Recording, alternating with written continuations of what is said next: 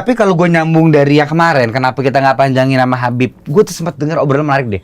Apa ya tuh? Habib, iya gue tuh juga sempat kok dulu, ya udah menurut gue Islam itu punishment aja. Jadi gue sholat karena takut. Karena ini, berarti bukan dalam deep down hati lo. Iya, kayaknya berarti sempat nggak percaya atau kayak yaudahlah gue kayaknya nggak ada space untuk percaya karena dari kecil tuh karena mungkin percaya. Hah? Lu nggak percaya?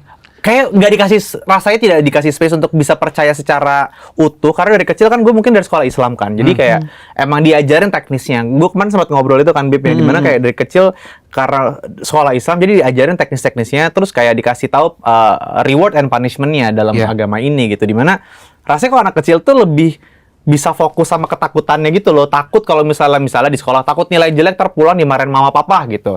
Sama aja nih kayak takut nggak sholat karena nanti abis itu bisa masuk neraka plus dimarahin mama papa juga gitu. Jadi kayak punishment-nya 2 kali, dan itu for the longest time dari kecil sampai akhirnya SMA sampai kuliah tuh rasanya ya itu sholat, terutama sholat ya mungkin karena my mom tuh lumayan, ya aku bilang kan my mom tuh Islamnya ketat sekali gitu. Jadi dari kecil kayaknya selalu dibangunin subuh tuh pasti dibangunin mama, bukan kayak pasangan harus sendiri, inisiatif sendiri, karena dengar azan bangun inisiatif sendiri tuh nggak pernah, sama sekali nggak pernah. Jadi selalu pasti udah dibangunin, dan setiap dibangun tuh rasanya kan jadi kayak terpaksa gitu, sholat itu terpaksa gitu. Dan kalau misalnya nggak sholat jadinya mamanya sedih atau mama marah, itu jadi kayak rasanya tuh punishment buat anak kecil dong, buat anak gitu. Dan akhirnya sholatnya pun ya karena mama, bukan karena Tuhan. Iya bener, sama buat menyenangkan, ya udah karena keadaan ya. Buat nyenengin mama atau takut bikin mama marah gitu. Dan itu kan rasanya bukan core-nya sholat, itu bukan itu gitu. Betul. Iya banget.